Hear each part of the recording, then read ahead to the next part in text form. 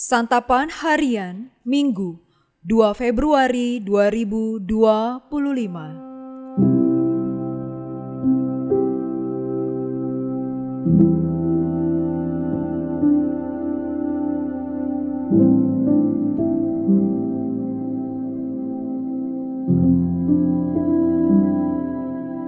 Inilah program Santapan Harian, sebuah program yang mengajak Anda menelusuri isi Alkitab, agar Anda menemukan makna firman Tuhan sesuai dengan konteksnya.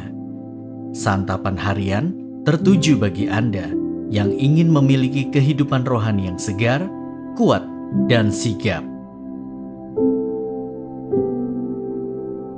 Hari ini kita akan membaca Keluaran pasalnya yang ke-25, ayat 23 hingga ayatnya yang ke-40. Namun sebelumnya, mari kita berdoa. Di dalam cinta-Mu ya Kristus, kami berserah untuk menerima serta melakukan kehendak-Mu di dalam firman-Mu. Dalam Kristus, Sang Firman yang hidup, kami berserah. Amin.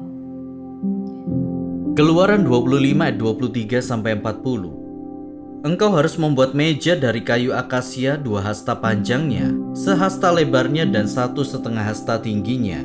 Engkau harus melapisinya dengan emas murni dan membuat bingkai emas sekelilingnya.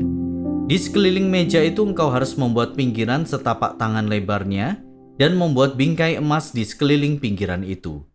Engkau harus membuat 4 gelang emas untuk meja itu dan memasang gelang-gelang itu di keempat sudutnya, pada keempat kakinya. Gelang itu harus terpasang dekat pinggiran meja sebagai tempat untuk kayu pengusung, supaya meja itu dapat diangkut. Engkau harus membuat kayu pengusung itu dari kayu akasia dan melapisinya dengan emas, dan dengan kayu itulah meja diangkut. Engkau harus membuat piringnya, cawannya, kendinya, dan pialanya, yang dipakai untuk persembahan curahan. Engkau harus membuat semuanya itu dari emas murni. Engkau harus senantiasa meletakkan roti sajian di hadapanku di atas meja itu. Engkau harus membuat kandil dari emas murni. Kandil itu dibuat dari emas tempaan, baik kakinya, batangnya, maupun kelopaknya dengan pangkal dan kembangnya harus menyatu dengan kandil itu. 6 cabang harus keluar dari sisinya. 3 cabang kandil itu dari sisi yang satu, dan 3 cabang dari sisi yang lain. 3 kelopak berupa bunga badam pada cabang yang satu, dengan pangkal dan kembangnya, dan 3 kelopak yang serupa pada cabang yang lain dengan pangkal dan kembangnya. Demikianlah kau buat pada ke-6 cabang yang keluar dari kandil itu. Pada kandil itu sendiri harus ada 4 kelopak berupa bunga badam dengan pangkal dan kembangnya. Juga harus ada 1 pangkal yang menyatukan pasangan cabang pertama yang keluar dari kandil itu. 1 pangkal pada pasangan kedua dan 1 pangkal pada pasangan ketiga. Demikianlah kau buat ke-6 cabang yang keluar dari kandil itu. Pangkal dan cabangnya harus menyatu dengan kandil itu, dan semuanya itu harus dibuat dari emas murni yang ditempa dari 1 bongkahan yang sama. Pada kandil itu engkau harus membuat 7 lampu, dan lampu-lampu itu haruslah dipasang di atas kandil itu sehingga menerangi yang di depannya. Sepitnya dan alat penadahnya haruslah dari emas murni. Kandil itu dengan segala perlengkapannya harus kau buat dari 1 talenta emas murni. Perhatikanlah supaya engkau membuat semuanya itu menurut pola yang telah ditunjukkan kepadamu di atas gunung itu.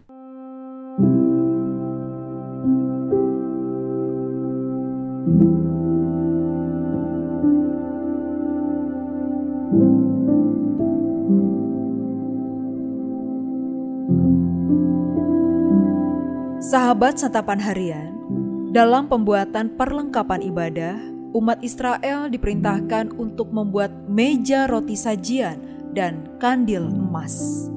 Meja dan kandil emas itu bukan sekedar tempat peletakan benda dan alat penerang.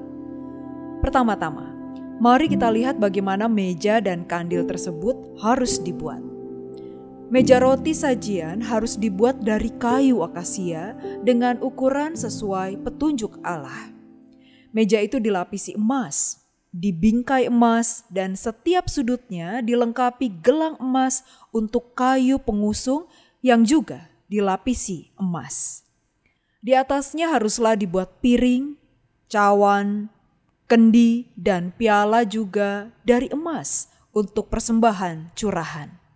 Sedangkan kandil terbuat dari emas murni yang ditempa dengan pola yang telah Allah tunjukkan kepada Musa. Kemudian, apa maknanya bagi orang percaya? Meja dan kandil merupakan perabotan di dalam kemah suci. Tetapi lebih dari itu, keduanya dapat mengingatkan kita akan relasi antara Allah dengan umatnya. Di atas meja roti sajian, umat meletakkan persembahan curahan, yakni roti sajian dan anggur, yang merupakan simbol pemeliharaan Allah. Dan kandil emas bukan hanya merupakan sumber terang di dalam kemah suci, tetapi juga berfungsi untuk memegang dan mengangkat terang dalam kegelapan. Begitu pula dengan kita sebagai orang percaya. Haruslah kita menjadi terang bagi dunia yang mengalami kegelapan. Sebagai orang percaya yang sudah diberkati oleh Tuhan, kita harus mampu menjadi berkat bagi orang-orang yang membutuhkan pertolongan. Sebagaimana Yesus Kristus adalah roti kehidupan dan terang dunia yang hadir di tengah-tengah manusia, kita yang sudah menerima roti dan terang itu juga harus membagikannya kepada sesama kita. Sebagai wujud syukur kita kepada Tuhan, haruslah kita menjadi orang-orang yang membawa berkat bagi dunia dengan cara menghidupi dan memberitakan kasih Tuhan kepada orang-orang yang kita temui di dalam kehidupan kita.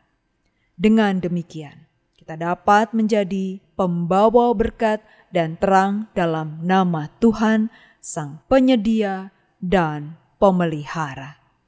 Mari kita berdoa. Terima kasih ya Kristus, Engkau telah melimpahi kami dengan berkat-berkat-Mu. Cukupkan dan mampukan agar kami selalu menjadi berkat bagi sesama. Dalam pertelutan kami saat ini kepadamu ya Kristus, kami memohon. Amin.